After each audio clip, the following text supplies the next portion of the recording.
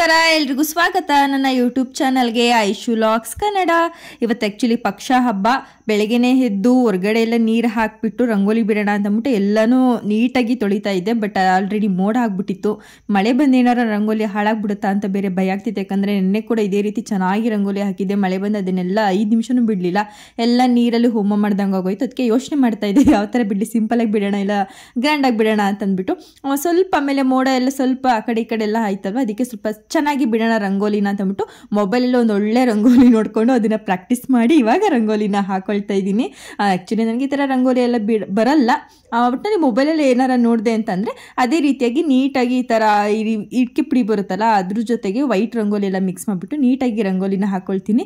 ಇದೊಂಥರ ಎಳೆ ರಂಗೋಲಿ ಜೊತೆ ಈ ಕಮಲ ಹೂ ಥರ ಇತ್ತು, ನನಗೆ ಇಷ್ಟ ಆಯಿತು. ಇದನ್ನು ಮುಂಚೆನೂ ಒಂದ್ಸಲ ಬಿಟ್ಟಿದ್ದೆ ನಾನು ಬಾಗಿಲಿಗೆ, ತುಂಬ ಚೆನ್ನಾಗಿ ಕಾಣಿಸ್ತಾ ಇತ್ತು. ಅದಕ್ಕೆ ಇವತ್ತು ಇದನ್ನು ಇಲ್ಲಿಗೆ ಹಾಕೊಳ್ಳೋಣ ಅಂತ ಅಂದ್ಬಿಟ್ಟು ಹಾಕೊಳ್ತಿದ್ದೀನಿ. ಇಲ್ಲಿ 2 ಕಡೆ ಒಂಥರ, ನಮ್ಮ ಮಂಡ್ಯ ಸೈಡಲ್ಲಿ ಈ ಥರ ಪಕ್ಷ ಹಬ್ಬದ ದಿನ ರಂಗೋಲಿನ ಬಿಡಲ್ಲ. ಇದು ದೇವರಿಗೆ ಮಾತ್ರ, ಅಂದರೆ ಇದು ದೇವ್ರ ಫಂಕ್ಷನ್ಸ್ ಮಾಡ್ತೀವಲ್ಲ ಅದಕ್ಕೆ ಮಾತ್ರ ಬಿಡೋದು ಅಂತ ಹೇಳ್ತಾರೆ. ಬಟ್ ನಮ್ಮ ಹಾಸನ ಸೈಡು ಈ ಥರ ಪಕ್ಷ ಹಬ್ಬಗಳಲ್ಲಿ, ದೀಪಾವಳಿ ಹಬ್ಬಗಳಲ್ಲಿ ಎಡೆ ಕೊರಿರ್ತಾರಲ್ಲ ಅವರೆಲ್ಲ ಈ ಥರ ದೊಡ್ಡ ದೊಡ್ಡದಾಗಿ ಮನೆ ಮುಂದೆ ರಂಗೋಲಿ ಹಾಕಿರ್ತಾರೆ. ಬಟ್ ಒಂದೊಂದು ಕಡೆ ಒಂದೊಂಥರ ಸಂಪ್ರದಾಯ ಇರುತ್ತಲ್ಲ. ಖಂಡಿತ ನನಗಂತೂ ಗೊತ್ತಿಲ್ಲ ಯಾವ ರೀತಿ ಅಂತ ಅಂದ್ಬಿಟ್ಟು, ಎಲ್ಲೆಲ್ಲಿ ಯಾವ್ಯಾವ ರೀತಿ ಸಂಪ್ರದಾಯ ಇದೆ ಅದನ್ನು ಮಾತ್ರ ನಾನು ಪಾಲಿಸ್ತೀನಿ ಅಷ್ಟೇ. ಫೈನಲಿ ಇವಾಗ ನನ್ನ ರಂಗೋಲಿ ಹೇಗಿದೆ ಅಂತ ಅಂದ್ಬಿಟ್ಟು ನೋಡಿ. ನಿಮ್ಗೆಲ್ಲರೂ ಇಷ್ಟ ಆಗಿದ್ರೆ ಪ್ಲೀಸ್ ಒಂದು ಕಮೆಂಟ್ ಮಾಡಿ ಹೇಗಿತ್ತು ನನ್ನ ರಂಗೋಲಿ ಅಂತ ಅಂದ್ಬಿಟ್ಟು. ಆ್ಯಕ್ಚುಲಿ ಇದನ್ನು ನಾನು ನಿಜವಾಗ್ಲೂ ಮೊಬೈಲಲ್ಲೇ ನೋಡ್ಕೊಂಡು ಬಿಟ್ಟಿರೋದು. ತುಂಬ ಬ್ಯೂಟಿಫುಲ್ಲಾಗಿ ಚೆನ್ನಾಗಿ ಕಾಣಿಸ್ತಾ ಇತ್ತು. ಹಾಗೆ ನಮ್ಮ ಹಿತ್ತಲಲ್ಲಿ ಈ ಥರ ಗಿಡಗಳನ್ನ ಹಾಕಿದ್ವಿ. ಅಲ್ಲಿ 1-2 ಹೂಗಳು ಚೆನ್ನಾಗಿ ಅರಳಿತ್ತು. ಅದು ಹೂ ನೇಮ್ ಅಂತ ನಿಜ ನನಗೆ ಗೊತ್ತಿಲ್ಲ. ಆ ಹೂಗಳೆಲ್ಲ ಹರಳಿತ್ತು. ಮತ್ತು ಸ್ವಲ್ಪ ಕನಕಾಂಬರ ಹೂ ಕೂಡ ಇತ್ತು. ಅದಕ್ಕೆ ನನ್ನ ಹಸ್ಬೆಂಡ್ಗೆ ವಿಡಿಯೋ ಮಾಡಿ ನಾನು ಹೂ ಕಿತ್ಕೊತೀನಿ ಅಂತ ಅವ್ರ ಕೈಲಿ ಆ ಮೊಬೈಲ್ ಕೊಟ್ಬಿಟ್ಟು ಬಾಗಿಲಿಗೆ ಇಡೋಕ್ಕೆ ಅಂತ ಅಂದ್ಬಿಟ್ಟು ಹೂನ ಕಿತ್ಕೊಂಡು ಬಂದೆ. ಇನ್ನೇನು ನೆಕ್ಸ್ಟ್ ಪ್ರೋಸೆಸ್ ಇನ್ನು ಎಲ್ಲ ಮನೆ ಕೆಲಸನೇ ಇರುತ್ತೆ ಅಲ್ವಾ. ಇಲ್ಲಿ ಇನ್ನೊಂದು ರೂಮ್ನ ನಾನು ನಿಮಗೆ ತೋರಿಸಲ್ಲ. ಆ್ಯಕ್ಚುಲಿ ಈ ರೂಮ್ನ ನಮ್ಮ ಮನೇಲಿ ಇನ್ನೊಂದು ರೂಮ್ ಇದೆ. ಅದಕ್ಕೆ ಒಂದು ಎಕ್ಸ್ಟ್ರಾ ಮಂಚ ಎಲ್ಲ ಹಾಕಿ, ಅಂದರೆ ಯಾರು ಗೆಸ್ಟ್ಗಳೆಲ್ಲ ಬಂದರೆ ಉಳ್ಕೊಳ್ಳೋಕ್ಕೆ ಅಂತ ಅಂದ್ಬಿಟ್ಟು ಅದ್ರ ಕಾಟ್ ಆ ಬೆಡ್ಶೀಟ್ ಎಲ್ಲ ಇತ್ತಲ್ಲ ಅದನ್ನೆಲ್ಲ ವಾಶ್ ಮಾಡಿ ಎತ್ತಿಕೊಂಡಿದ್ದೆ. ಇವತ್ತೇ ಹೇಗಿದ್ರು ಅದಕ್ಕೆ ಮಕ್ಕಳೆಲ್ಲ ಬರ್ತಾರಲ್ಲ ಅಂತಂದ್ಬಿಟ್ಟು ಎಲ್ಲನೂ ನೀಟಾಗಿ ಹಾಸ್ತಾ ಇದ್ದೀನಿ. ಈ ರೂಮ್ನು ಕೂಡ ಸ್ವಲ್ಪ ಮೇಕ್ ಓವರ್ ಮಾಡಬೇಕು ಅಂತ ಇಷ್ಟ ಆಗುತ್ತೆ. ನೋಡಬೇಕು ಮುಂದೆ ಏನಾದರೂ ಸ್ವಲ್ಪ ಟೈಮ್ ಆಯಿತು ಅಥವಾ ನನಗೇನಾದ್ರು ಇಷ್ಟ ಆಯಿತು ಅಂತಂದರೆ ಆ ರೂಮ್ನು ಕೂಡ ಮೇಕ್ ಓವರ್ ಮಾಡಬೇಕು ಅಂತ ಅಂದ್ಕೊಂಡಿದ್ದೀನಿ. ಹಾಗೆ ನಾನು ಮನೆ ಕೆಲಸ ಎಲ್ಲ ಮುಗಿಸೋಷ್ಟರಲ್ಲಿ ನೀರೆಲ್ಲ ಕಾದ್ಬಿಟ್ಟಿದ್ರೆ ಸ್ನಾನ ಎಲ್ಲ ಮಾಡಿಕೊಂಡು ಅಡುಗೆ ಕೆಲಸ ಎಲ್ಲ ಮಾಡ್ಕೊಳ್ಳೋಕೆ ಈಸಿ ಆಗುತ್ತಲ್ಲ ಅಂತಂದ್ಬಿಟ್ಟು ಅವರು ಹೇಗಿದ್ರು ಒಂದು 11 ಗಂಟೆ 11:30 ಬರ್ತೀನಿ ಅಂತ ಹೇಳಿದರು. ನನ್ನ ಹಸ್ಬೆಂಡ್ ಹೋಗಿ ಕರ್ಕೊಬರ್ಬೇಕಿತ್ತು. ಅದಕ್ಕೆ ಸರಿ ಅವ್ರು ಬರೋಷ್ಟರಲ್ಲಿ ನಾನು ಸ್ವಲ್ಪ ಅಡುಗೆ ಕೆಲಸ, ಅಂದರೆ ಮಧ್ಯಾಹ್ನ ಏನಾದ್ರು ತಿನ್ನಲಿಕ್ಕೆ ಸ್ವಲ್ಪ ಏನಾದ್ರು ಮಾಡಿಕೊಂಡು ಮತ್ತು ನೀರೆಲ್ಲ ಕಾಯಿಸ್ಕೊಂಡು ನಾನು ಫ್ರೆಶ್ ಅಪ್ ಆಗಿಬಿಟ್ರೆ ಬಂದ ತಕ್ಷಣ ಎಡೆಗೆ ಏನೇನು ಬೇಕು ಅದೆಲ್ಲ ಐಟಮ್ಸ್ನ ಮಾಡ್ಕೋಬೋದಲ್ಲ ಅಂತ ಅಂದ್ಬಿಟ್ಟು ನೀರೊಲೆನೋ ಹುರಿ ಹಾಕ್ತಿದ್ದೆ. ನಿಜವಾಗ್ಲೂ ಮುಂಚೆ ನನಗೆ ಈ ಥರ ಎಲ್ಲ ನೀರೊಲೆನೋ ಹುರಿ ಹಾಕೋದು ಅಂತಂದರೆ ನನಗೆ ಬರ್ತಾನೆ ಇರಲಿಲ್ಲ. ನಮ್ಮಪ್ಪ ಎಲ್ಲ ಮಾಡ್ಕೊಡ್ತಿದ್ರು ಇದನ್ನೆಲ್ಲನೂ. ಈಗ ಮದುವೆ ಮೇಲೆ ಸ್ಟಾರ್ಟಿಂಗು ಒಂದು 2-3 ಸಲ ನನ್ನ ಹಸ್ಬೆಂಡು ನನಗೆ ಹುರಿ ಹಾಕೊಡ್ತಾಯಿದ್ರು. ಆಮೇಲೆ ನಮ್ಮ ಮಾವ ಸ್ವಲ್ಪ ಎಲ್ಲ ಹೇಳ್ಕೊಡ್ತಾಯಿದ್ರು ನನಗೆ. ಹಂಗೆ ಕಲ್ತು ಇವಾಗ ಈ ಥರ ಪೇಪರ್ಸ್ ಎಲ್ಲ ಇತ್ತು ಅಂತಂದರೆ ಈಸಿ ಆಗುತ್ತೆ ನನಗೆ ನೀರೊಲೆಲ್ಲ ಹುರಿ ಹಾಕೋಕ್ಕೆ. ಅದಕ್ಕೆ ಇವಾಗ ನೀರು ಕಾಯಲಿಕ್ಕೆ ಅಂತ ಅಂದ್ಬಿಟ್ಟು ಕಾಯಿಮಟ್ಟೆ ಎಲ್ಲ ಹಾಕಿ ನೀರೆಲ್ಲ ಹುರಿ ಹಾಕ್ಬಿಟ್ಟು ಬಂದೆ ಅಡುಗೆ ಮನೆಗೆ ಬಂದ್ವಿ ಅಂತಂದರೆ ಇನ್ನು ಅಡುಗೆ ಕೆಲಸ ಅಂತೂ ಖಂಡಿತ ಇದ್ದೇ ಇರುತ್ತಲ್ಲ. ಫಸ್ಟು ನೈಟೇ ನಾನು ಅಕ್ಕಿನ ನೆನೆ ಹಾಕ್ಕೊಂಡಿದ್ದೆ. ಯಾಕೆ ಅಂತಂದರೆ ಎಡೆಗೆ ದೋಸೆ ಕೂಡ ಇಡ್ತೀವಿ ಅಲ್ವಾ, ಅದಕ್ಕೋಸ್ಕರ ನೈಟು ನೆನೆ ಹಾಕ್ಕೊಂಡು ಬೆಳಗ್ಗೆ ಎದ್ದು ಅದನ್ನು ಆಡಿಸ್ಕೊಬಿಟ್ರೆ ಆ ಸಂಜೆಷ್ಟಲ್ಲಿ ನೀಟಾಗಿ ಫರ್ಮೆಂಟೇಷನ್ ಆಗಿರುತ್ತೆ. ಅವಾಗ ನೀಟಾಗಿ ದೋಸೆ ಕೂಡ ಚೆನ್ನಾಗಿ ಬರುತ್ತೆ ಅಂದ್ಬಿಟ್ಟು ನೈಟು ನೆನ್ಪಿಟ್ಕೊಂಡು ಅಲಾರಾಮ್ ಇಟ್ಕೊಂಡು ಅಕ್ಕಿನ ನಾನು ಉನಿ ಹಾಕ್ಕೊಂಡಿದ್ದೆ. ನಂಗೆ ನಿಜ ಮರ್ತೋಗ್ತಿತ್ತು. ಅದಕ್ಕೆ ಅದನ್ನೆಲ್ಲ ಸ್ವಲ್ಪ ವಾಶ್ ಮಾಡಿ ಸೈಡಿಗೆ ಎತ್ತಿಬಿಟ್ಟು ಬೇಳೆ ಸಾಂಬಾರು ಮಾಡ್ಕೊಳ್ಳೋಕ್ಕೆ ಅಂದ್ಬಿಟ್ಟು ಇವಾಗ ಈ ಬೇಳೆ ಟೊಮೆಟೊ ಅದನ್ನೆಲ್ಲ ನೀಟಾಗಿ ಸ್ವಲ್ಪ ಅದು ಜಾಸ್ತಿ ಚೆನ್ನಾಗಿ ಬೇಯಲಿ ಅಂದ್ಬಿಟ್ಟು ಸ್ವಲ್ಪ ಎಣ್ಣೆ ಮತ್ತು ಅರಿಶಿನ ಪುಡಿನ ಹಾಕಿ ವಿಜಲ್ ಕೂಗಲಿ ಅಂತ ಸೈಡಿಗೆ ಎತ್ತಿಟ್ಕೊಂಡಿದ್ದೀನಿ. ಹಾಗೆ ಸ್ವಲ್ಪ ಅನ್ನ ಕೂಡ ಇಟ್ಕೊಂಡೆ. ಬೆಳಗ್ಗೆ ಏನು ಟಿಫನ್ ಅಂತ ಏನೂ ಮಾಡ್ಕೊಳಕ್ಕೆ ಹೋಗಲಿಲ್ಲ. ಈಗ ಟಿಫನು ಅಡುಗೆ ಇದೆಲ್ಲ ಮಾಡ್ಕೊಂಡು ಕೂತ್ಕೊಂಡ್ವಿ ಅಂತಂದರೆ ಕೆಲಸ ಜಾಸ್ತಿ ಅನ್ಸೋ ಥರ ಫೀಲ್ ಆಗ್ತಿರೋದಕ್ಕೆ ಒಂದೇ ಸಲ ಅಡುಗೆ ಮಾಡ್ಕೊಬಿಟ್ರೆ ಇನ್ನು ಮಕ್ಕಳೆಲ್ಲ ಬರ್ತಾರಲ್ಲ ಅವ್ರಿಗೇನೋ ಹೊಟ್ಟಸ್ವಾಯಿತು ಅಂತಂದರೆ ತಿನ್ಕೊಳ್ತಾರೆ ಅಂತ ಅಂದ್ಬಿಟ್ಟು ಸಿಂಪಲಾಗಿ ಬೇಳೆ ಸಾಂಬಾರು ರೈಸು ಮಾಡ್ಕೊಬಿಡೋಣ ಅಂತ ಮಾಡ್ಕೊಳ್ತಿದ್ದೀನಿ. ಆಲ್ರೆಡಿ ಟೈಮು 9 ಗಂಟೆ ಆಗ್ಬಿಟ್ಟಿತ್ತು. ಎಷ್ಟೇ ಕೆಲಸನ ಬೇಗ ಮಾಡಬೇಕು ಅಂತ ಅಂದ್ಕೊಂಡ್ರು ಬೇಗ ಮಾಡೋಕ್ಕೆ ಆಗ್ತಾ ಇರಲಿಲ್ಲ. ನಿಜವಾಗ್ಲೂ ಯಾಕೆ ಅಂತ ಗೊತ್ತಿಲ್ಲ. ಇನ್ನೂ ಇಷ್ಟೊಂದು ಕೆಲಸ ಇದೆಯಲ್ಲ ಅನ್ಸೋ ಥರ ಫೀಲ್ ಆಗ್ತಿತ್ತು ನನಗೆ. ಈ ಪಕ್ಷ ಹಬ್ಬ ಇದು ನನ್ನ ಮದುವೆ ಆದಮೇಲೆ 2nd ಟೈಮು. ಫಸ್ಟ್ ಟೈಮ್ ಏನಾಯಿತು ಅಂದರೆ ನಾನು ಇದೆಲ್ಲ ವರ್ಕೆಲ್ಲ ಈ ಥರ ಎಲ್ಲ ಮಾಡೋಕ್ಕಾಗಲಿಲ್ಲ. ಆ್ಯಕ್ಚುಲಿ ಅವಾಗ ಆ ಟೈಮಲ್ಲಿ ನಾನು ಪ್ರೆಗ್ನೆಂಟ್ ಇದ್ದೆ. ಸರಿ ಅಂತಂದ್ಬಿಟ್ಟು ಅವಾಗ ಆಮೇಲೆ ಮದುವೆದು ಫಸ್ಟ್ನೇ ವರ್ಷನೂ ಅಲ್ವಾ, ಈ ಥರ ಎಲ್ಲ ಗ್ರ್ಯಾಂಡಾಗೆಲ್ಲ ಏನಿಲ್ಲ. ಅಂದರೆ ಒಂದು ಅರ್ವಾಣದಲ್ಲಿ ಅಂದರೆ ಹೋಗುವಾಗ ಬಿನ್ಗೆ ಮೇಲೆ ಎಡೆ ಇಕ್ಬೇಕು ಅಂತೇನೋ ಸಮಥಿಂಗ್ ಇರುತ್ತೆ. ಅದು ನೀಟಾಗಿ ನನಗೂ ನಿಜ ಗೊತ್ತಿಲ್ಲದಿರೋದೆಲ್ಲ ಹೇಳೋಕ್ಕಾಗಲ್ಲ ಅಲ್ವಾ. ಅದಕ್ಕೆ ಅರ್ವಾಣದ ಮೇಲೆ ಒಂದು ಅರ್ವಾಣದ ಮೇಲೆ ಮಾತ್ರ ಎಡೆ ಇಕ್ಕಿದ್ವಿ. ಇವಾಗ ಇವತ್ತು 5 ಎಡೆ ಇರಬೇಕು 5 ಜನಕ್ಕೆ. ಅದು ಯಾರ್ಯಾರಿಗೆ ಅಂತ ಮುಂದೆ ಹೇಳ್ತಾ ಹೋಗ್ತೀನಿ. ಹಾಗೆ ಈ ದೋಸೆ ಹಿಟ್ಟಿಗೆಲ್ಲ ಹಾಡಿಸ್ಕೊಂಡು ಎತ್ತಿಟ್ಕೊಂಡೆ ಸೈಡಲ್ಲಿ. ಚಿಕ್ಕ ವಯಸ್ಸಲ್ಲೆಲ್ಲ ಈ ಥರ ಪಕ್ಷ ಹಬ್ಬ ಅಂತಂದರೆ ಏನೋ ಒಂಥರ ಖುಷಿ. ಯಾಕೆಂತಂದರೆ ನಾವು ಇರ್ತಿದ್ದು ಮಂಡ್ಯದಲ್ಲಿ ಅಲ್ವಾ. ನಾವು ಈ ಥರ ಪಕ್ಷ ಹಬ್ಬ ಮಾಡಬೇಕು ಅಂತಂದರೆ ಹಾಸನ್ಗೆ ಬರಬೇಕಿತ್ತು. ಅವಾಗ ನಮ್ಮ ಅಣ್ಣ ಎಲ್ಲರೂ ಸಿಗ್ತಾರೆ, ಅಕ್ಕ ಎಲ್ಲ ಬರ್ತಾರೆ ಅನ್ನೋ ಥರ ಖುಷಿ ಇರ್ತಾಯಿತ್ತು. ಇವಾಗ ಎಲ್ಲರೂ ಮದುವೆಯಾಗಿ ಅವ್ರವ್ರದ್ದೇ ಪರ್ಸ್ನಲ್ ಲೈಫ್ ಆಗಿಬಿಟ್ಟಿದೆ. ಹಾಗೆ ಇವಾಗ ಅಲ್ಲಿಂದ ಮಡಿಕೆ ತಂದಿದ್ನಲ್ಲ ನಾನು, ಅವರು ಹೇಳಿದ್ರು ನನಗೆ 4 ಇಯರ್ಸ್ ಈ ಮಡಿಕೆ ಬೆವರುತ್ತೆ ಅಂತ ಅಂದ್ಬಿಟ್ಟು. ಎಷ್ಟು ಬೆವ್ತು ಕೆಳಗಡೆ ನೀರು ಬಂದಿತ್ತು. ಬೆವರೋದು ಅಂದರೆ ಮೀನ್ಸ್ ಮೇಲ್ಗಡೆಯಿಂದ ನೀರು ಸೋರುತ್ತೆ, ಕೆಳಗಡೆಯಿಂದಲ್ಲ ಮೇಲ್ಗಡೆಯಿಂದ ನೀರು ಸೋರುತ್ತೆ. ಅದು 4 ವರ್ಷ ಇದೇ ರೀತಿಯಾಗಿ ಇರುತ್ತಂತೆ. ಅದಕ್ಕೆ ಕೆಳಗಡೆ ಒಂದು ತೆಟ್ಟೆ ಅಥವಾ ಈ ಥರ ಏನಾರ ಬಟ್ಲನ್ನ ಹಿಡಿ, ಅದು ನೀರು ತುಂಬುತ್ತೆ. ಆಮೇಲೆ ಅದು ನಿಧಾನಕ್ಕೆ ಸೋರಬೇಕು ಅಂತಂದರೆ, ನೀರು ಅಂದರೆ ಬೆವರು ಅಂತ ನಿಧಾನಕ್ಕೆ ಸೋರಬೇಕು ಅಂತಂದರೆ ಅದಕ್ಕೆ ಮರಳನ್ನ ಹಾಕಿ ಇಡಿ ಅಂತಂದರೆ ನನ್ನ ಹತ್ರ ವೈಟ್ ಸ್ಯಾಂಡ್ ಇತ್ತು, ಅಂದರೆ ಸ್ಯಾಂಡ್ ಇತ್ತು, ಅದನ್ನು ಹಾಕ್ಬಿಟ್ಟು ಇಟ್ಟಿದ್ದೆ ನಾನು. ಅದು ನೀರು ತುಂಬಿಕೊಂಡು ಕೆಳಗಡೆ ಚೆಲ್ತಾ ಇತ್ತು. ನಾನು ನೋಡ್ಕೊಂಡೇ ಇರಲಿಲ್ಲ. ಆವಾಗ ನೋಡಿದ್ನಲ್ಲ ಚೇಂಜ್ ಮಾಡಿಬಿಡೋಣ ಅಂತಂದ್ಬಿಟ್ಟು ಚೇಂಜ್ ಮಾಡ್ತಾಯಿದ್ದೆ. ಮುಂಚೆ ಇಷ್ಟೊಂದೆಲ್ಲ ಬೆವರ್ತಾ ಇರಲಿಲ್ಲ, ಬಟ್ ಇತ್ತೀಚೆಗಂತೂ ತುಂಬಾ ಬೆವರ್ತಿದೆ. ಬಟ್ ಮಡಿಕೆ ನೀರು ಕುಡಿಯೋಕ್ಕಂತೂ ಹಬ್ಬ ಎಷ್ಟು ಸಖತ್ತಾಗಿರುತ್ತೆ ಗೊತ್ತಾ. ತುಂಬ ಕೋಲ್ಡಾಗಿರುತ್ತೆ, ಹಾಗೆ ಹೆಲ್ತ್ಗೂ ಕೂಡ ತುಂಬಾ ಒಳ್ಳೆಯದು. ಫೈನಲಿ ದೋಸೆ ಹಿಟ್ಟೆಲ್ಲ ನಾನು ಆಡಿಸ್ಕೊಂಡು ಆಯಿತು. ಅದಕ್ಕೆ ಅದನ್ನೆಲ್ಲ ನೀಟಾಗಿ ಮಿಕ್ಸ್ ಮಾಡಿಬಿಟ್ಟು ಸೈಡಿಗೆ ಎತ್ತಿಟ್ಕೊಳ್ಳೋಣ. ಸಂಜೆ ಅಷ್ಟರಲ್ಲಿ ನೀಟಾಗಿ ಫರ್ಮೆಂಟೇಷನ್ ಆದರೆ ಸಾಕು ಅನ್ಸೋ ಥರ ನನಗಾಗಿತ್ತು. ಒಂದೊಂದ್ಸಲ ಈ ಥರ ತುಂಬ ಚಳಿ ಇತ್ತು ಅಂತಂದರೆ ಫರ್ಮೆಂಟೇಷನ್ ಆಗಲ್ಲ ನೋಡಿ. ಇವಾಗ ದೋಸೆನೂ ಕೂಡ ಚೆನ್ನಾಗಿ ಬರಲ್ಲ, ತಿನ್ನಲಿಕ್ಕೆ ಒಂಥರ ಹಿಂಸೆ ಆಗ್ತಿರುತ್ತೆ, ಅಂದರೆ ಹಾಕ್ಲಿಕ್ಕೂ ಕೂಡ ತುಂಬಾ ಹಿಂಸೆ ಆಗ್ತಿರುತ್ತೆ. ಸರಿ ಅಷ್ಟರಲ್ಲಿ ಅಂದರೆ ಬಿಸಿಲು ಸ್ವಲ್ಪ ಜಾಸ್ತಿ ಬಂತಲ್ಲ, ಅವಾಗ ಸ್ವಲ್ಪ ನಂಬಿಕೆ ಬಂತು, ಓಕೆ ಪರವಾಗಿಲ್ಲ ದೋಸೆ ಇವಾಗ ಚೆನ್ನಾಗಿ ಫರ್ಮೆಂಟೇಷನ್ ಆಗುತ್ತೆ, ದೋಸೆ ಹಿಟ್ಟು ಸಂಜೆ ಚೆನ್ನಾಗಿ ದೋಸೆ ಬರುತ್ತೆ ಅಂತ ಅಂದ್ಕೊಂಡೆ. ಸುಮಾರು ಒಂದು 10 ಗಂಟೆ ಅಷ್ಟರಲ್ಲೇ ಆಡಿಸಿ ಎತ್ತಿಟ್ಬಿಟ್ಟಿದ್ದೆ ನಾನು. ಇವಾಗ ಅದಕ್ಕೆ ಬೇಳೆ ಸಾಂಬಾರಿಗೆ ಅಂತ ಅಂದ್ಬಿಟ್ಟು ಈರುಳ್ಳಿ ಎಲ್ಲ ಹೆಚ್ಚಿಟ್ಕೊಂಡು ಇವಾಗ ಬೇಳೆ ಸಾಂಬಾರನ್ನ ಮಾಡ್ಕೊಳ್ತಿದ್ದೀನಿ. ತುಂಬ ಈಸಿಯಾಗಿ ಮಾಡ್ಕೋಬೋದು ಈ ರೆಸಿಪಿನ. ನಿಮಗೆ ಮುಂದೆ ಎಲ್ಲರೂ ಇನ್ನೊಂದ್ಸಲ ನಾನು ಶೇರ್ ಮಾಡ್ಕೊಳ್ತೀನಿ ಇದು ಬೇಳೆ ಸಾಂಬಾರನ್ನ ಎಷ್ಟು ಈಸಿಯಾಗಿ ಮಾಡ್ಕೋಬೋದು ಅಂತಂದ್ಬಿಟ್ಟು. ಆಲ್ಮೋಸ್ಟ್ ಎಲ್ಲರೂ ಮಾಡ್ತಿರ್ತೀರ, ಒಬ್ಬೊಬ್ಬರು ರಸಮ್ ಅಂತಾರೆ, ಒಬ್ಬೊಬ್ಬರು ಬೇಳೆ ಸಾಂಬಾರು ಅಂತಾರೆ. ಬಟ್ ನಮ್ಮ ಸ್ಟೈಲಲ್ಲಿ ನಾವು ಯಾವ ರೀತಿ ಬೇಳೆ ಸಾಂಬಾರು ಮಾಡ್ತೀವಿ ಅಂದ್ಬಿಟ್ಟು ನೆಕ್ಸ್ಟ್ ಲಾಗಲ್ಲಿ ನಾನು ಯಾವಾಗಲಾರು ಶೇರ್ ಮಾಡ್ತೀನಿ. ಇವಾಗ ಯಾಕಂದರೆ ಲಾಗು ತುಂಬ ಲೆಂತಿ ಆಗಿಬಿಡುತ್ತೆ, ಅದಕ್ಕೋಸ್ಕರ ಈ ಲಾಗಲ್ಲಿ ನಾನು ಶೂಟ್ ಮಾಡ್ಕೊಂಡಿದ್ದೆ. ಬಟ್ ಅದನ್ನು ಅಂದರೆ ಹೇಳಲಿಕ್ಕೆ ಆಗಲಿಲ್ಲ, ಅದಕ್ಕೋಸ್ಕರ ಅದನ್ನು ಕಟ್ ಮಾಡಿಕೊಂಡೆ, ತುಂಬ ಲೆಂತಿ ಆಗಿಬಿಡುತ್ತೆ ಅಂತ ಅಂದ್ಬಿಟ್ಟು. ಹೇಗಿದ್ರು ಇವಾಗ ಬೇಳೆ ಸಾಂಬಾರು ಮಾಡಿದ್ರೆ 1 ಟೈಮ್ ಮಾತ್ರ ಆಗುತ್ತೆ, ಯಾಕಂದರೆ ಸಂಜೆ ಎಲ್ಲ ನಾನ್ ವೆಜ್ ಎಲ್ಲ ಇರುತ್ತಲ್ಲ, ಮತ್ತೆ ಯಾರು ಬೇಳೆ ಸಾಂಬಾರ್ಗಂತೂ ಆಸೆ ಪಟ್ಟಂತೂ ಯಾರು ತಿನ್ನಲ್ಲ. ಅದಕ್ಕೆ ಒಂದು ಸ್ವಲ್ಪ ಕ್ವಾಂಟಿಟಿಲಿ ಮಾಡ್ಕೊಂಡೆ. ಅಂದರೆ ಏನಾರು ಮಧ್ಯಾಹ್ನ ಟೈಮ್ ಏನಾರು ಹಸುವಾಯಿತು ಅಂತಂದರೆ ತಿನ್ಕೊಳ್ಳೋಣ ಅಂತಂದ್ಬಿಟ್ಟು. ಬಟ್ ನಿಜವಾಗ್ಲೂ ಹೇಳ್ಬೇಕು ಅಂತಂದರೆ ನಮ್ಮ ವರ್ಷ ಒಬ್ಬಳೇ ಊಟ ಮಾಡಿದ್ದೀನಿ, ಯಾರೂ ಊಟನೇ ಮಾಡಲಿಲ್ಲ. ನಾವು ಈ ಬೋಂಡ ಬಜ್ಜಿ ಅದನ್ನೆಲ್ಲ ತಿನ್ಕೊಂಡು ಟೈಮ್ ಪಾಸ್ ಮಾಡ್ಕೊಬಿಟ್ವಿ. ಇನ್ನು ಸಂಜೆ ಎಡೆ ಎಲ್ಲ ಇಕ್ಕಾದ್ಮೇಲೆ ನಾವೆಲ್ಲ ಊಟ ಮಾಡ್ಕೊಂಡಿದ್ದು. ಸುಮ್ಮನೆ ವೇಸ್ಟ್ ಆಯಿತು ಮಾಡಿದ್ದು ಅಂತ ಅನಿಸ್ತು ನನಗೆ. ಬಟ್ ಮಕ್ಕಳಿಗೆ ಹಸ್ವಿಂದ ಇರೋಕ್ಕಾಗಲ್ವಲ್ಲ ಅಂತ ಅಂದ್ಬಿಟ್ಟು ಮಾಡ್ಕೊಂಡಿದ್ದೆ. ಹಾಗೆ ಅಡುಗೆ ಎಲ್ಲ ಕೆಲಸ ಒಂದೇ ಸಲ ಮುಗಿಸ್ಬಿಟ್ಟು ಇವಾಗ ಪಾತ್ರೆ ಎಲ್ಲ ವಾಶ್ ಮಾಡ್ಕೊಬಿಡೋಣ ಅಂತ ಪಾತ್ರೆ ಎಲ್ಲಾನು ವಾಶ್ ಮಾಡ್ಕೊಳ್ತಿದ್ದೀನಿ.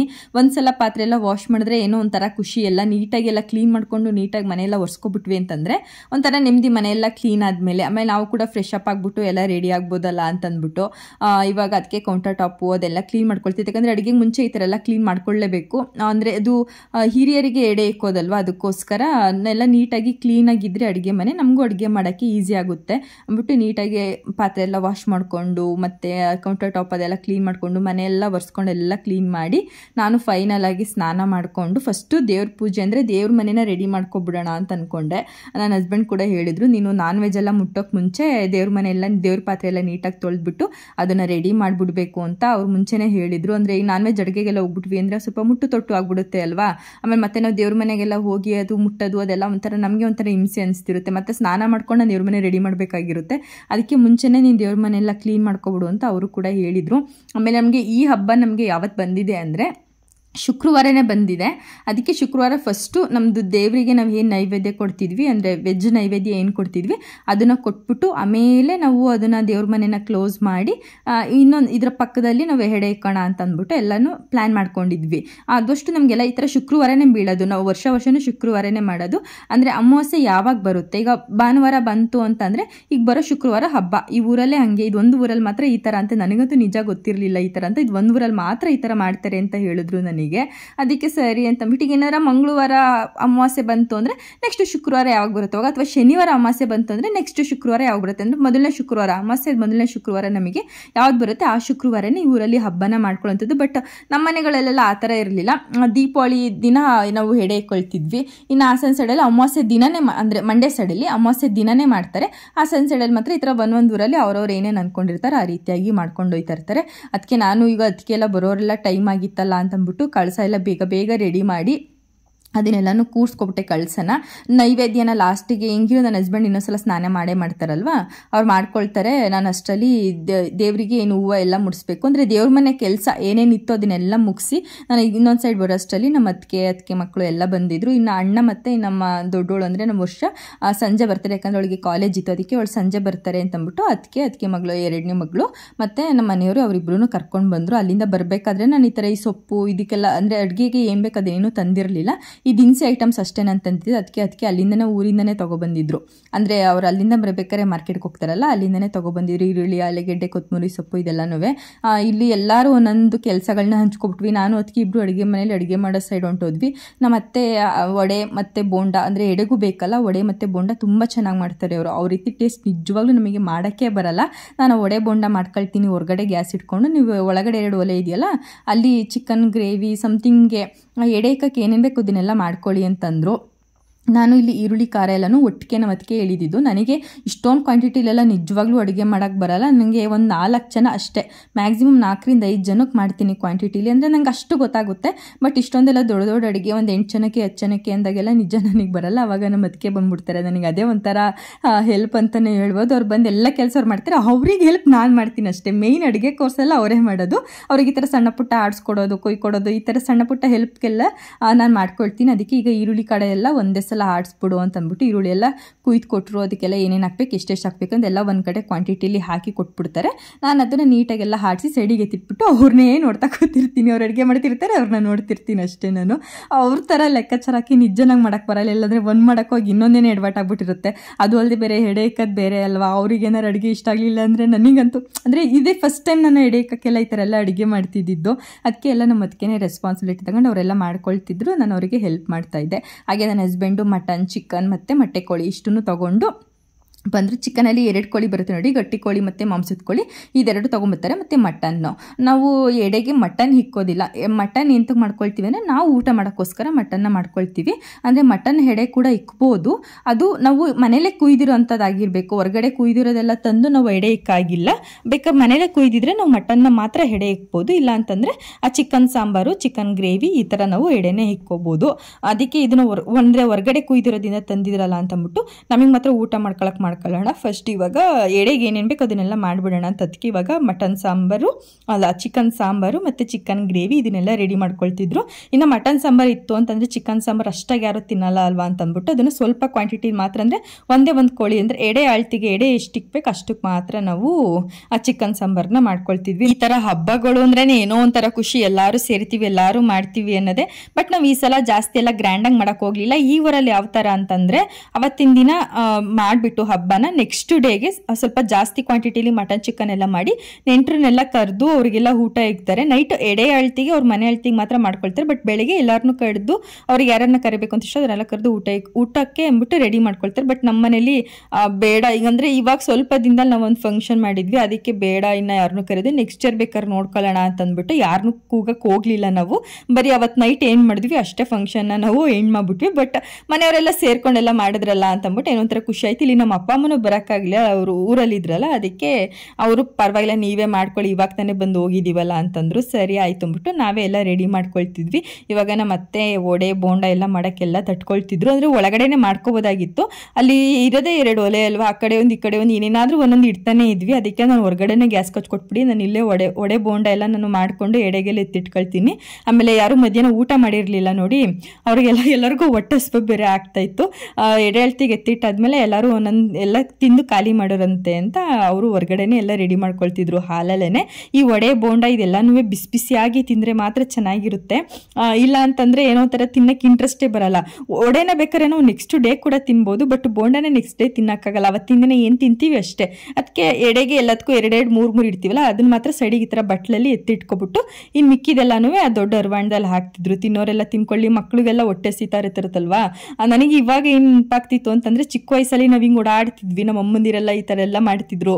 ನಾವೆಲ್ಲ ಎತ್ಕೊಂಡು ತಿಂತಿದ್ದೆಲ್ಲ ನೆನಪಾಗ್ತಿತ್ತು. ಇಷ್ಟು ಬೇಗ ನಾವು ದೊಡ್ಡವರಾಗ್ಬಿಟ್ಟಿದ್ದೀವಲ್ಲ, ನಾವು ಈ ಥರ ಎಲ್ಲ ಮಾಡಂಗೆ ಆಗ್ಬಿಟ್ಟಿದ್ದೀವಲ್ಲ ಅಂತ ನನಗೆ ಒಂಥರ ಖುಷಿ ಆಗ್ತಿತ್ತು ನನಗೆ. ಇವಾಗಿದಾಗ ಬೋಂಡ ಮತ್ತು ವಡೆ ಎಲ್ಲ ರೆಡಿ ಆಯಿತು. ಇಲ್ಲಿ ಹೆಂಗಾಗ್ಬಿಟ್ಟಿತ್ತು ಅಂತಂದರೆ ತಿನ್ನೋರು ತಿಂತಾಯಿದ್ರು, ನೋಡೋರು ನೋಡ್ತಾ ಇದ್ರು, ಆಡೋರು ಆಡ್ತಾಯಿದ್ರು, ಅಡುಗೆ ಮಾಡೋರು ಅಡುಗೆ ಮಾಡ್ತಾಯಿದ್ರು. ಏನೋ ಒಂಥರ ಮನೆಯೆಲ್ಲ ಫುಲ್ಲು ಜಿಗಿ ಜಿಗಿ ಜಿಗಿ ಅಂತ ಒಂಥರ ಖುಷಿ ಆಯ್ತಿತ್ತು ನೋಡೋಕ್ಕೇನೆ ಮನೇನ.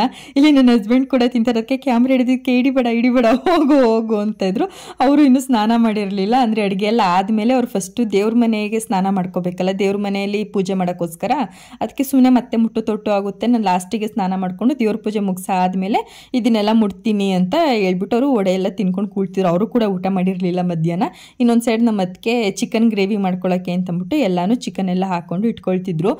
ಇದು ನಮ್ಮ ಮನೇಲಿ ಸ್ವಲ್ಪ ಜಾಸ್ತಿ ಈ ಥರ ಅಗ್ಗಳ ಪಾತ್ರೆಗಳಿಲ್ಲ, ಈ ಥರ ದುಂಡಕ್ಕಿರೋಂಥ ಪಾತ್ರೆಗಳಿದೆ. ಅದಕ್ಕೆ ಹೇಳ್ತಿರ್ತಾರೆ ಅವ್ರು ಬಂದಾಗೆಲ್ಲ ಸ್ವಲ್ಪ ಅಗ್ಗಳ ಪಾತ್ರೆಗಳನ್ನ ತಗೋ ಇಶು ಚಿಕ್ಕ ಅಂದರೆ ದೊಡ್ಡದಿದೆ, ತುಂಬ ಚಿಕ್ಕದಿಲ್ಲ. ಈ ಥರ ಕಮ್ಮಿ ಕ್ವಾಂಟಿಟಿಲೆಲ್ಲ ಮಾಡ್ಕೊಳ್ಳೋಕ್ಕೆ ಸ್ವಲ್ಪ ಅಗ್ಗಳ ಪಾತ್ರೆಗಳು ತಗೋ, ಈ ಥರ ದುಂಡಿದ್ರೆ ಈ ಥರ ಮಿಕ್ಸ್ ಮಾಡೋಕ್ಕೆಲ್ಲ ತುಂಬ ಹಿಂಸೆ ಆಗುತ್ತೆ ಅಂತಂದ್ಬಿಟ್ಟು. ಮಟನ್ ಅಂತೂ ಸೂಪರಾಗಿತ್ತು ಅಂತಲೇ ಹೇಳ್ಬೋದು. ಎಳೆ ಮಟನ್ನು ತುಂಬಾ ಚೆನ್ನಾಗಿತ್ತು. ನನ್ನ ಹಸ್ಬೆಂಡ್ 2 kg ತರಕೋದ್ರು, 3 kg ತಂದರು. ಮಟನ್ ಚೆನ್ನಾಗಿದೆ ಅಂತಂದ್ಬಿಟ್ಟು ಫೋನ್ ಮಾಡಿಬಿಟ್ಟು ಬೇರೆ ಕೇಳಿದ್ರು. ಮಟನ್ ಇವಾಗ ಕುಯ್ತಿದ್ದಾರೆ ಅಂದರೆ ನಮಗೆ ಅವಾಗ ಕುಯ್ಯೋರು ಸಿಗೋದು ಕಷ್ಟ. ಅಂದರೆ ಕುಯ್ದಿಟ್ಬಿಟ್ಟಿದ್ರೆ ಏನೋ ಒಂಥರ ಹಿಂಸೆ ಆಗುತ್ತೆ ತಗೊಬರೋಕ್ಕೆ, ಹೆಂಗೋ ಏನೋ ಅಂತಂದ್ಬಿಟ್ಟು ಅವಾಗ ಕುಯ್ತಾರೆ. ನಮ್ಮ ಎದುರಿಗೆ ಏನೋ ಒಂಥರ ನೆಮ್ಮದಿ ಇರುತ್ತೆ ಮನಸ್ಸಿಗೆ ತೊಗೊಂಡೋಗೋಕೆ. ಅವಾಗ 1 kg ಎಕ್ಸ್ಟ್ರಾ ತೊಗೊಂಡೋದ್ರೂ ಬೇಜಾರಾಗಲ್ಲ, ಚೆನ್ನಾಗಿರೋ ಮಟನ್ನ ತೊಗೊಂಡು ಬಂದ್ವಲ್ಲ ಅಂತಂದ್ಬಿಟ್ಟು. ಅದಕ್ಕೆ ಇನ್ನೊಂದು ಸೈಡು ಅದು ಸ್ವಲ್ಪ ಮಟನ್ ಸ್ವಲ್ಪ ಜಾಸ್ತಿ ಇತ್ತಲ್ಲ, ಆಮೇಲೆ ಸಾಂಬಾರನ್ನು ಸ್ವಲ್ಪ ಮಟನ್ ಸಾಂಬಾರು ಜಾಸ್ತಿ ಮಾಡಬೇಕಾಗಿತ್ತು.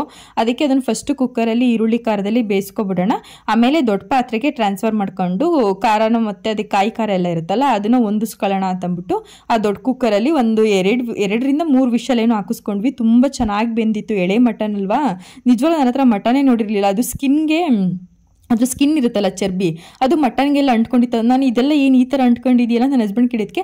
ಆ ಥರ ಚೆನ್ನಾಗಿರೋ ಮಟನ್ ಆದರೆ ಮಾತ್ರ ಆ ಥರ ಇರುತ್ತೆ, ಇಲ್ಲ ಅಂತಂದರೆ ಸಪ್ರೇಟ್ ಬಂದ್ಬಿಡುತ್ತೆ. ಇದು ಮಟನ್ ಚೆನ್ನಾಗಿದೆ ಅದಕ್ಕೆ ಈ ಥರ ಇದೆ ಅಂತಂದರು.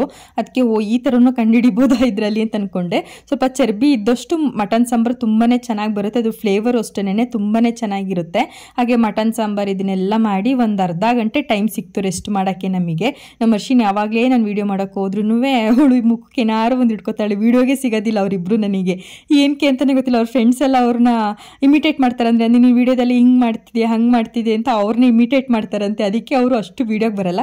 ನಾನು ಫೋರ್ಸ್ಫುಲಿ ಏನೋ ಅವ್ರನ್ನೇನು ವೀಡಿಯೋಗೆ ಹಿಡಿಯೋಕೆ ಹೋಗಲ್ಲ. ಅವ್ರು ಇಷ್ಟಪಟ್ಟು ಬಂದರೆ ನಾವೊಂದು ಚಿಕ್ಕ ಕ್ಯಾಪ್ಚರ್ಸ್ನ ಮಾಡ್ಕೊಳ್ತೀನಿ. ನಮ್ಮ ಅದಕ್ಕೆ ಮುದ್ದೆ ಕಟ್ತಾ ಇದ್ರು, ನಾನು ಅವ್ರ ಜೊತೆ ಮಾತಾಡ್ತಾ ಇದ್ದೆ. ಎಲ್ಲ ಕೆಲಸನೂ ಪಾಪ ಅವರೇ ಮಾಡಿಕೊಟ್ರು ನನಗೆ. ಸಣ್ಣ ಪುಟ್ಟ ಹೆಲ್ಪ್ ಎಲ್ಲ ಮಾಡಿದ್ರಿಂದ ಎಲ್ಲ ಸ್ವಲ್ಪ ಬೇಗ ಮುಗೀತು ಅಂತಲೇ ಹೇಳ್ಬೋದು. ಒಂದು 6 ಗಂಟೆ 6:30 ಅಂದರೆ ಸುಮಾರು ಒಂದು 7 ಗಂಟೆ ಅಷ್ಟರಲ್ಲಿ ಎಡೆ ಇಕ್ಬೋದು ಅಂತ ಹೇಳಿದರು. ಅದಕ್ಕೆ ಸರಿ ಆಯಿತು ಅಂದ್ಬಿಟ್ಟು ನಾವೊಂದು 5:30ಗೆ ನಮ್ದೆಲ್ಲ ಕೆಲಸನೂ ಮುಗಿದೋಯ್ತು. ಅಷ್ಟೇ ನನ್ನ ಹಸ್ಬೆಂಡ್ ಕೂಡ ಬಂದು ಎಲ್ಲ ಸ್ನಾನ ಮಾಡ್ಕೊಂಡ್ರು ಅವರೂ.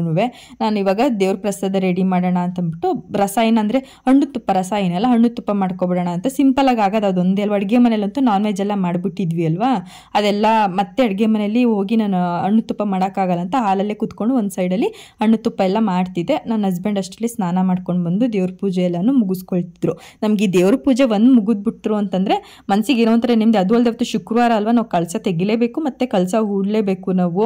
ಮತ್ತೆ ಮುಟ್ಟು ತೊಟ್ಟು ಎಲ್ಲ ಆಗ್ಬಿಡ್ತು ಅಂದರೆ ಮತ್ತೆ ಹಿಂಸೆ ಆಗ್ತಿರುತ್ತೆ.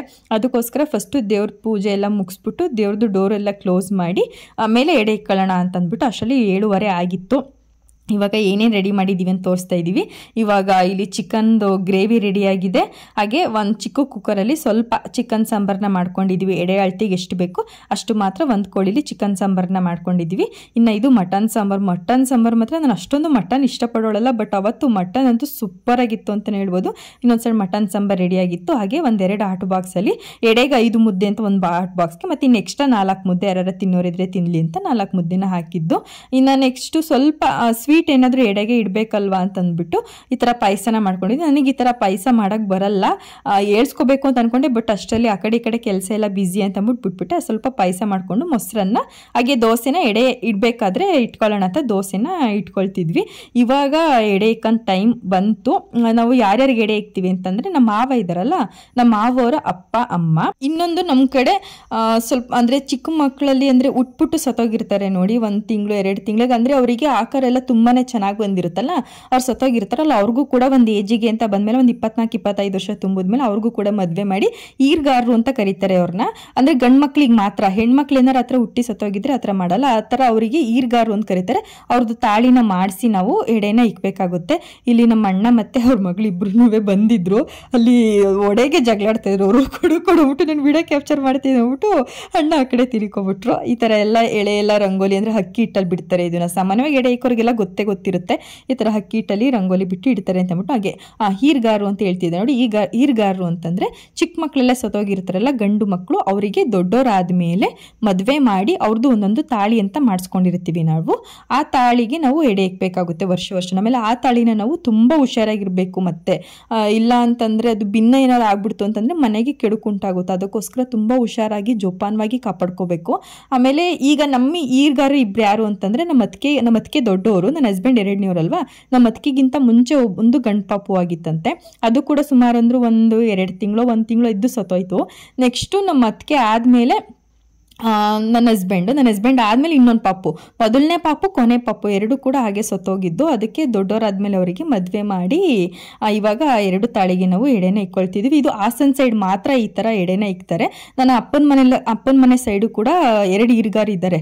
ಅವರು 2 ಹುಡುಗರು ಇದ್ದಾರೆ. ಹುಡುಗಿರೆಲ್ಲ ಸತ್ತೋದ್ರು ಅಂತಂದ್ರೆ ಅವರಿಗೆಲ್ಲ ಏನು ಮಾಡಲ್ಲ, ದಪ್ಪನ ಮಾಡಿ ಅವರಿಗೆ ಮುಕ್ತಿ ಕೊಡಿಸ್ತಾರೆ ಅಷ್ಟೇ. ಈ ಥರ ಹುಡುಗರಲ್ಲಿ 1 ತಿಂಗಳು ಸತ್ತೋದ್ರೂ ಮಾಡ್ತಾರೆ, 15 ದಿನಕ್ಕೆ ಸತ್ತೋದ್ರೂ ಮಾಡೇ ಮಾಡ್ತಾರೆ. ಅಕಸ್ಮಾತ್ ಹೊಟ್ಟೆ ಒಳಗೆ 7 ತಿಂಗಳು 8 ತಿಂಗಳಿಗೆ ಸತ್ತೋಯ್ತು, ಅವರಿಗೆ ಆಕಾರ ಮುಖರೂಪ ಎಲ್ಲ ತುಂಬ ಚೆನ್ನಾಗಿ ಬಂದಿತ್ತು ಅಂತಂದರೆ ಅವ್ರಿಗೂ ಕೂಡ 24-25 ವರ್ಷ ತುಂಬೋದ್ಮೇಲೆ ಮದುವೆ ಮಾಡಿದ್ಮೇಲೆ ಮನೇಲಿರೋ ಮಕ್ಕಳಿಗೆ ಮದುವೆ ಮಾಡೋದು. ಮನೇಲಿ ಯಾರು ಇನ್ನು ಬಿಕ್ಕಿದ ಮಕ್ಳು ಇರ್ತಾರಲ್ಲ ಅವರಿಗೆ ಮದುವೆ ಮಾಡೋದು. ನನಗೆ ಇದನ್ನೆಲ್ಲ ಹೆಂಗೆ ಎಕ್ಸ್ಪ್ಲೈನ್ ಮಾಡಬೇಕು ಅಂತ ಗೊತ್ತಾಗ್ತಿಲ್ಲ. ನಾನು ಹೇಳ್ತಿರೋದು ನಿಮಗೆ ಅರ್ಥ ಆಗ್ತಿದೆಯೋ ಇಲ್ವೋ ಅಂತಲೇ ಗೊತ್ತಾಗ್ತಿಲ್ಲ. ಅರ್ಥ ಆಗಿದ್ರೆ ಓಕೆ, ಅರ್ಥ ಆಗಲಿಲ್ಲ ಅಂದರೆ ನಿಜ ಕಂಪ್ಲೀಟಾಗಿ ನನಗೆ ಇದೊಂದು ವಿಡಿಯೋದಲ್ಲಿ ಇಷ್ಟೆಲ್ಲ ನೀಟಾಗಿ ನಿಜ ಎಕ್ಸ್ಪ್ಲೈನ್ ಮಾಡೋಕ್ಕಾಗಲ್ಲ. ಅದು ಒಂದೊಂದು ಕಡೆ ಒಂದೊಂದು ಥರ ಶಾಸ್ತ್ರ ಇರುತ್ತಲ್ಲ, ಅದನ್ನೆಲ್ಲ ನಾವು ಪಾಲಿಸಲೇಬೇಕಾಗುತ್ತೆ. ಇದು ನಮಗೆ ಚಿಕ್ಕ ವಯಸ್ಸಿಂದ ಬಂದಿರೋಂಥ ಶಾಸ್ತ್ರಗಳು, ಅದಕ್ಕೋಸ್ಕರ ಇದನ್ನ ಪಾಲನೆ ಮಾಡ್ತೀವಿ ನಾವು. ಅದಕ್ಕೆ ನಮ್ಮ ಅತ್ತೆ ಅಂದರೆ ನಮ್ಮ ಮಾವ ಇದ್ದಾರಲ್ಲ, ನಮ್ಮ ಮಾವಿಯವರ ಅಪ್ಪ ಅಮ್ಮಂಗೆ ಸೀರೆ ಮತ್ತು ಪಂಚೆ ಅದೆಲ್ಲ ಇಟ್ಬಿಟ್ಟು, ಇನ್ನು 2 ಈರ್ಗಾರು ಇದ್ರಲ್ಲ ಅವ್ರಿಗೂ ಕೂಡ ಆ ಪಂಚೆ ಮತ್ತು ಟವಲ್ಲು ಶರ್ಟ್ ಪೀಸು ಇದನ್ನೆಲ್ಲ ತಂದಿದ್ವಿ. ಅದನ್ನೆಲ್ಲ ಇಟ್ಟು ಒಂದು ಸಲ ಮುಂಚೆ ಪೂಜೆ ಮಾಡ್ತೀವಿ. ಇವಾಗ ನೋಡಿ ಕುಂಕುಮ ಇಕ್ತಾ ಇದ್ದಾರಲ್ಲ, ಇದನ್ನೇ ನಾವು ಈರ್ಗಾರ್ ತಾಳಿ ಅಂತ ಹೇಳೋದು. ಇದೇ ತಾಳಿ 2 ಮಾಡಿಸಿರೋದು, ಅಂದರೆ ದೊಡ್ಡವ್ರಿಗೊಂದು ಚಿಕ್ಕವ್ರಿಗೊಂದು ಅಂತಂದ್ಬಿಟ್ಟು ವರ್ಷನೂ ಇದನ್ನು ಜೋಪಾನವಾಗಿ ಒಳಗಡೆ ಎತ್ತಿಟ್ಟಿರ್ಬೇಕು. ಮತ್ತು ವರ್ಷ ಈ ಥರ ಹಬ್ಬದಲ್ಲಿ ತೆಗೆದು ಅವ್ರ ಬಟ್ಟೆ ಮೇಲೆ ಮಲ್ಲಿಗೆ ಹೂ ಮೇಲೆ ಆ ತಾಳಿನ ಇಟ್ಬಿಟ್ಟು ನಾವು ಅವರಿಗೆ ಎಡೆ ಇಕ್ಕಿ ಪೂಜೆ ಮಾಡಬೇಕಾಗುತ್ತೆ. ಅಂದರೆ ಅವ್ರಿಗೂ ಕೂಡ ತೃಪ್ತಿ ಕೊಡ್ಸೋಕ್ಕೋಸ್ಕರ ಈ ಥರ ಫಸ್ಟು ಮುಂಚೆ ಎಲ್ಲನೂ ರೆಡಿ ಮಾಡಿಕೊಂಡು, ಅಂದರೆ ಹಣ್ಣು ಅಂದರೆ ನಾವು ಅಡುಗೆ ಮಾಡಿರ್ತೀವಲ್ಲ ಅದನ್ನೆಲ್ಲ ಇಡೋಕ್ಕೆ ಮುಂಚೆನೇ ಈ ಥರ ಎಲ್ಲ ರೆಡಿ ಮಾಡಿಕೊಂಡು ಒಂದ್ಸಲ ಪೂಜೆನ ಮಾಡ್ಕೊಳ್ತೀವಿ. ಆಮೇಲೆ ನೆಕ್ಸ್ಟು ನಾವು ಬೇರೆ ಪೂಜೆಗಳನ್ನ ಅಂದರೆ ಒಂದೊಂದ್ಸಲ ಎಡೆ ಎಲ್ಲ ಇಕ್ಕಾದ್ಮೇಲೆ ಇನ್ನೊಂದ್ಸಲ ಪೂಜೆನೇ ಮಾಡ್ಕೊಳ್ಳೋದು. ಈ ಕಡೆ ಇಲ್ಲೊಬ್ಳು ಕಳ್ಳಿ ಇದ್ದಾಳೆ ನೋಡಿ, ಇವಾಗಲ್ಲ ನಮ್ಮ ಅತ್ತಿಗೆ ಪರ್ಸಲ್ಲಿ ಎಷ್ಟು ದುಡ್ಡು ಐತೆ ಅಂತ ಚೆಕ್ ಮಾಡ್ತಾಳೆ. ಈ ಕಡೆ ನಮ್ಮ ಅತ್ತಿಗೆ ಪಾಪ ಅವರು ಹಣ್ಣೆಲ್ಲ ಸುಲಿತಾ ಇದ್ರು, ಅಲ್ಲಿ ಅವ್ರ ಅಪ್ಪನ ಹತ್ರ ಕೂತ್ಕೊಬಿಟ್ಟು ಅಮ್ಮ ಇಷ್ಟು ದುಡ್ಡು ಇಟ್ಟೈತೆ ನೋಡಿ, ಇಷ್ಟು ದುಡ್ಡು ಇಟ್ಟಿದ್ದಾರೆ ನೋಡು ಅಂತಂದ್ಬಿಟ್ಟು ತೋರಿಸ್ತಾ ಇದ್ಲು ಅಲ್ಲಿ ಅಣ್ಣಂಗೆ. ಹಿಂಗೆ ಎಲ್ಲರೂ ತಮಾಷೆ ಮಾಡಿಕೊಂಡು ಎಂಜಾಯ್ ಮಾಡಿಕೊಂಡು ಈ ಹಬ್ಬನ ಮಾಡ್ತಾ ಇದ್ವಿ. ಈ ಥರ ಮನೆ ಮಂದಿ ಎಲ್ಲ ಸೇರಿ ಎಲ್ಲ ಮಾಡಿದ್ರೆ ಎಷ್ಟೊಂದು ಖುಷಿ ಇರುತ್ತೆ ಅಲ್ಲ, ಅದೇ ಥರ ಖುಷಿ ನಮಗೂ ಕೂಡ ಆಗ್ತಾ ಇತ್ತು. ಅಂತ ತೋರಿಸು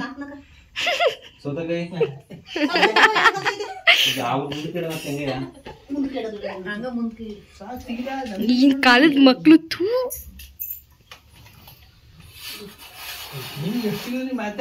ಹ್ಯಾಂಡ್ಸಮ್ ಬಾಯ್ ನಟೀಶ್ ತಿರುಗಿ ಮಮ್ಮ ಇಲ್ಲಿ ಒಂದು ಸ್ಮೈಲ್ ಕುಡಿ ಮಮ್ಮ. ಅಲ್ಲಿ ಬಲ್ಬ್ ಸಂದಿ ಹೋಗ್ಬಿಟ್ಟು ಹೀಗೇನಲ್ಲ ಈ ಕಡೆಗೆ ಬರ್ಬೇಕು ಸ್ವಲ್ಪ. handsome boy, beautiful dad, beautiful mom. ನಾವು ಮಾಡಿರೋಂಥ ಅಡುಗೆ ಐಟಮ್ಸ್ನ ಇಡೋಕ್ಕೂ ಮುಂಚೆನೇ ಇಷ್ಟು ಐಟಮ್ಸ್ನ ಇಟ್ಟು ಅದಕ್ಕಿಂತ ಮುಂಚೆ ಎಲ್ಲರೂ ಒಂದ್ಸಲ ಪೂಜೆನ ಮಾಡ್ಕೊಳ್ತೀವಿ. ಆಮೇಲೆ ಎಡೆ ಎಲ್ಲ ಇಕ್ಕಾದ್ಮೇಲೆ ಒಂದ್ಸಲ ಪೂಜೆ ಮಾಡ್ಕೊಂಡು ಹೊರಗಡೆ ಹೋಗ್ತೀವಿ. ಇನ್ನು ನೆಕ್ಸ್ಟ್ ಇವಾಗ ನಾನು ಮಾತಾಡಲ್ಲ, ಹೆಂಗೆ ಎಡೆ ಇಕ್ತೀವಿ ಯಾವ ರೀತಿ ಎಡೆ ಇಕ್ತೀವಿ ಅಂತ ಅಂದ್ಬಿಟ್ಟು ನಮ್ಮ ಅತ್ತಿಗೆ ಮಗಳು ಅಂದರೆ ನನ್ನ ಸೊಸೆ ಮಾತಾಡ್ತಾಳೆ, ಕೇಳಿಸ್ಕೊಳ್ಳಿ ಹೆಂಗೆ ಮಾತಾಡ್ತಾಳೆ ಅಂತ. ಹೆಲೋ ಗೈಸ್, ಎಲ್ಲರಿಗೂ ನನ್ನ ಯೂಟ್ಯೂಬ್ ಚಾನಲ್ಗೆ ವೆಲ್ಕಮ್. ಇವತ್ತು ನಾನು ನಿಮಗೆ ಎಡೆ ಹೆಂಗೆ ಇಕ್ಕೋದು ಅಂತ ಹೇಳ್ಕೊಡ್ತೀನಿ. ಮೊದಲು 5 ಎಲೆನ ಇಟ್ಟು ಎಲ್ಲದಕ್ಕೂ ಚಕ್ಲಿ ಕೊಳ್ಬಡೆ ಇಡಬೇಕು. ಅದು ಸೈಡಿಗೆ ಇಡಬೇಕು, ಒಂದು ಸೈಡಿಗೆ. ಆಮೇಲೆ ಅದ್ರ ಮೇಲೆ ಬೋಂಡ ಇಡಬೇಕು, ಅದ್ರ ಮೇಲೆ ಇಡಬೇಕು, ಆ ಕಡೆ ಈ ಕಡೆ ಇರೋಂಗಿಲ್ಲ. ಅದು ರೂಲ್ಸ್ ಇಲ್ಲ, ಊಟ ಮಾಡಲ್ಲ ಅವರು. ಎಲ್ಲರಿಗೂ ಸಮ ಸಮವಾಗಿ ಇಡಬೇಕು. ಅವ್ರಿಗೆ ಎಡೆ ಇಟ್ಟಿದ್ರೆ ಅಂದರೆ ಇವ್ರಿಗೂ ಎಡೆ ಇಡಬೇಕು. ಅವ್ರಿಗೆ ಒಂದಿಟ್ಟು ಇವ್ರಿಗೆ ಇಡಂಗಿಲ್ಲ, ಜಗಳಾಡ್ತಾರೆ. ಆಮೇಲೆ ಫ್ರೂಟ್ಸ್ಗಳನ್ನ ಆ್ಯಕ್ಚುಲಿ ಕಟ್ ಮಾಡಿ ಒಬ್ಬೊಬ್ರಿಗೆ ಇಡಬೇಕಿತ್ತು, ಬಟ್ ಟೈಮ್ ಇಲ್ಲ ಅಂತೇಳ್ಬಿಟ್ಟು ಹಂಗೆ ಇಟ್ಟಿದ್ದೀವಿ. ಲೈಕ್ ನಮ್ಗೆ ಗೊತ್ತು ಹೆಂಗಿದ್ರು ಅವ್ರು ಹಣ್ಣು ತಿನ್ನಲ್ಲ, ಬರೀ ಊಟ ಮಾಡಿಕೊಂಡು ಎಣ್ಣೆ ಬೀಡಿ ಸೇರ್ಕೊಂಡು ಹೋಗ್ತಾರೆ ಅಂತ. ಜೊನ್ನೆ ಒಳಗಡೆ ಅನ್ನ ಹಾಕ್ಬಾರ್ದು, ಜೊನ್ನೆ ಒಳಗೆ ಸಾಂಬಾರು ಬಿಡಬೇಕು. ಆಮೇಲೆ ರೈಸ್ ಹಾಕಬೇಕು, ವೈಟ್ ರೈಸ್. ಇವಾಗ ರೈಸ್ನ ಮುಂದೆ ತಳ್ತಿದ್ದಾರೆ, ಯಾಕಂತಂದರೆ ದೋಸೆ ಇಡೋಕ್ಕೆ ಜಾಗ ಇಲ್ವಂತೆ. ಸೊ ಎಲ್ಲರಿಗೂ 2 ದೋಸೆ ಕರೆಕ್ಟಾಗಿ ಇಡಿ. 3 ಇಟ್ಟರು ಪರವಾಗಿಲ್ಲ, ಎಲ್ಲ ಒಬ್ರಿಗೆ 1 ಇಟ್ಟು ಇನ್ನೊಬ್ರಿಗೆ 2 ಇಡಬೇಡಿ. ನೀವು ನೋಡ್ತಾ ಇದ್ದೀರಾ ದೋಸೆ ಎಷ್ಟು ರೌಂಡ್ ಆಗಿದೆ ಅಂತ. ಚಿಕನ್ ರೋಸ್ಟು ಇನ್ನು ದೋಸೆ ಮೇಲೆ ಹಾಕಿದ್ರೆ ಅವ್ರಿಗೆ ಈಸಿ ಆಗುತ್ತೆ ತಿನ್ನೋಕ್ಕೆ. ಜೊನ್ನೆಗೆ ಸಾಂಬಾರನ್ನ ಹಾಕಿ, ನಿಮಗೆ ಗೊತ್ತಲ್ವಾ ಸಾಂಬಾರು ಹೆಂಗೆ ಹಾಕಬೇಕು ಅಂತ. ಕೇಳಿಸ್ಕೊಂಡ್ರಿ ಅಲ್ವಾ, ನಮ್ಮ ವರ್ಷ ಎಷ್ಟು ಚೆನ್ನಾಗಿ ಎಕ್ಸ್ಪ್ಲೈನ್ ಮಾಡಿದ್ದಾಳೆ, ಯಾರ್ಯಾರಿಗೆ ಹೆಂಗೆ ಇಡಬೇಕು, ಎಷ್ಟೆಷ್ಟು ಇಡಬೇಕು ಅಂತ. ತುಂಬ ಕ್ಯೂಟಾಗಿ ಎಲ್ಲ ಮಾತಾಡ್ತಿದ್ಲು. ಅದಕ್ಕೆ ಆ ವಾಯ್ಸ್ ಓವರ್ನ ಹಾಗೆ ಹಾಕ್ತಿ, ಅವಳಿಗೂ ಕೂಡ ಹೇಳಿದೆ ಇದನ್ನು ಹೀಗೆ ಹಾಕ್ತೀನಿ ತತ್ತೆ, ಒಂದೇ 1 ನಿಮಿಷ ಮಾತ್ರ ಹಾಕಿ, ಜಾಸ್ತಿ ಇಲ್ಲ ಹಾಕಕ್ಕೆ ಹೋಗ್ಬಿಡಿ ಅಂತಂದ್ಲು. ಬಟ್ ಕೇಳಿಸ್ಕೊತ ನನಗೆ ಇಷ್ಟ ಆಯಿತು, ಅದಕ್ಕೆ ಹಾಕ್ತೆ. ಫೈನಲಿ ಇವಾಗ ನಾವು ಎಡೆ ಎಲ್ಲನೂ ಅಂದರೆ ನಾವು ಮಾಡಿದ ಅಡುಗೆ ಎಲ್ಲನೂ ಇಟ್ಟು ಆಯಿತು. ಈಗ ಪೂಜೆ ಮಾಡಿಬಿಟ್ಟು ಹೊರಗಡೆ ಹೋಗಿ ಸ್ವಲ್ಪ ಹೊತ್ತು ವೆಯ್ಟ್ ಮಾಡಿ ಮತ್ತೆ ಮನೆಯೊಳಗಡೆ ಬಂದುಬಿಟ್ಟು ನಾವು ಏನೇನು ಎಡೆ ಇಕ್ಕಿರ್ತೀವಿ ಅದನ್ನೆಲ್ಲ ಊಟ ಮಾಡ್ಕೋಬೋದು. ಎಲ್ಲ ಊಟ ತುಂಬಾ ಚೆನ್ನಾಗಿತ್ತು.